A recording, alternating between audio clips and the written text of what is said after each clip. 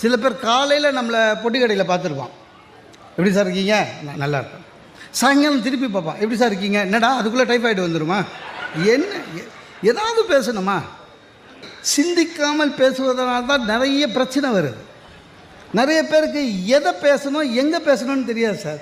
ஏன்னா எல்லாம் பேசும்போது சொல்லுவோம் இடம் பொருள் ஏவல் அதெல்லாம் சொல்லுவோம், தெரியாது எங்கே எதை பேசணும். ஏன் கெட்டி மேலே அடிக்கிறோம் தெரியுமா? கல்யாணத்தில் வேறு எந்த சத்தமும் கேட்கக்கூடாது, வெறும் மங்கள சத்தம் தான் கேட்கணும். ஏன்னா நம்ம எங்கே எது பேசுகிறோன்னு தெரியாது. நசமாக போவோன்னு ஓரமாக போயின்னு ஒருத்தன் நிறைய பேருக்கு, பெரியவங்களுக்கும் தெரியல.